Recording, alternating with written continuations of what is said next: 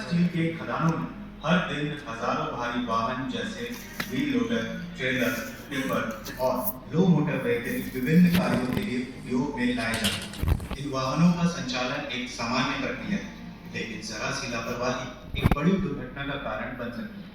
आइए जानते हैं एक ऐसी ही दुखद घटना के बारे में जो 12 जुलाई 2025 की सुबह जोड़ा ईस्ट आयरन ओर माइंस में घटी, जहां हमने हमारे एक कर्मचारी साथी को हमेशा के लिए खो दिया।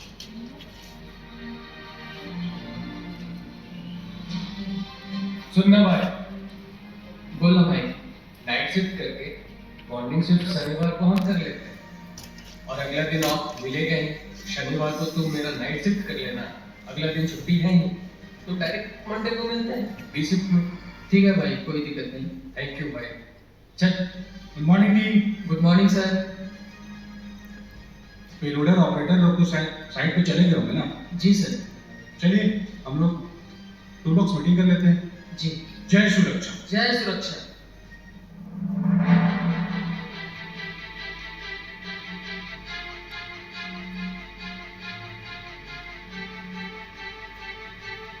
हर रोज की तरह वह अपने वाहन को चलाने में सक्षम है, पर उस दिन बात कुछ अलग थी। वह नाइट शिफ्ट करके लगातार दूसरे दिन भी मॉर्निंग शिफ्ट में ड्यूटी कर रहा था।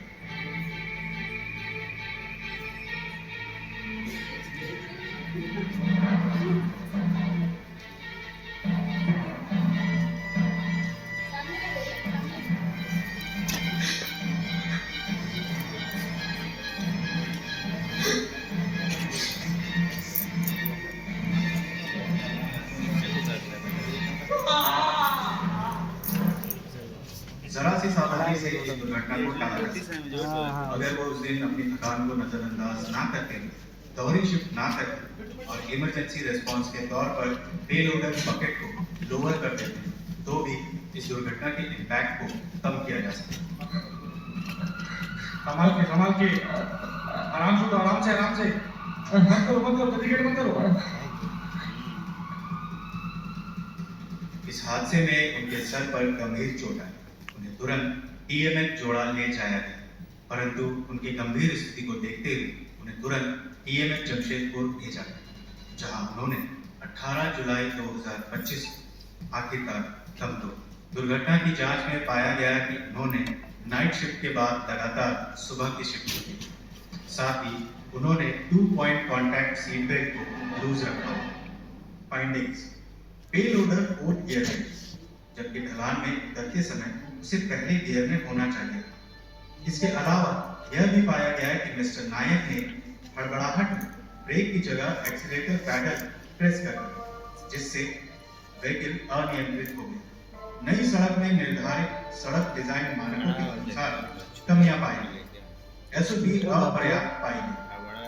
डाउन ग्रेडियंट मूवमेंट के लिए ओईएम द्वारा बताए गए दिशा निर्देश एसओपी में शामिल नहीं किए गए।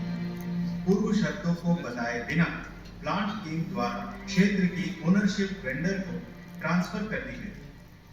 बारिश के पहले और बाद में रोड रिपेयर या मेंटेनेंस नहीं किया गया।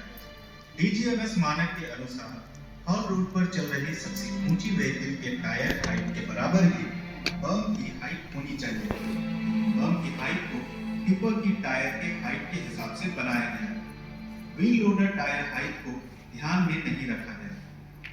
थकावट या लापरवाही कारण चाहे जो भी, पर सच्चाई तो यही है कि हमने हमारे एक साथी को, उनके परिवार में एक बेटा, एक पिता, एक पति को हमेशा के लिए खो दिया, जिसकी भरपाई कोई नहीं करता। साथियों, इस तरह के हादसे से हमें सचेत होना चाहिए और कुछ विशेष बातों पर ध्यान देना चाहिए।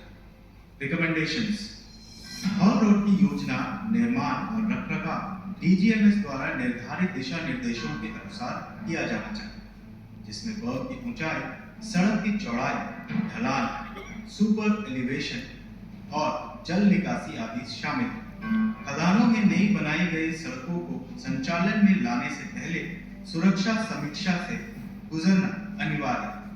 वर्क परमिट सेफ्टी स्टैंडर्ड के अनुसार एरिया ओनरशिप के लिए पूर्व शर्तों को स्थापित किया जाए।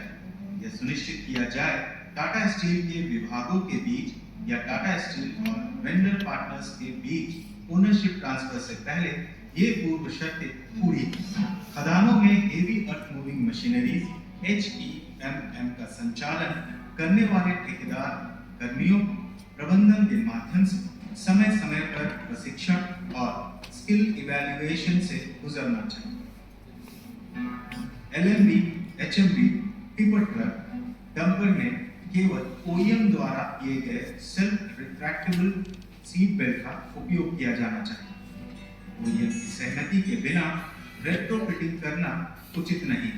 ऑपरेटर की एर्गोनॉमिक आवश्यकताओं को ध्यान में रखते हुए OEM की सहमति और गाइडेंस के साथ 3 पॉइंट या 4 पॉइंट कॉन्टैक्ट सीट बेल्ट का फिटमेंट किया जाना चाहिए। बिना उचित विश्राम के कंटिन्यू शिफ्ट में काम नहीं करना चाहिए। कभी भी DFMS अलर्ट को नजरअंदाज नहीं करना चाहिए, यह आपकी जान बचा सकती है। साथियों, याद रखें, खनन क्षेत्र में सावधानी हर कदम पर बेहद जरूरी है, क्योंकि दुर्घटनाएं गलतियों का परिणाम होती है। लापरवाही करना और आपकी सुरक्षा आपके हाथ में, क्योंकि जीवन अनमोल है, आपके लिए, आपके अपनों के लिए।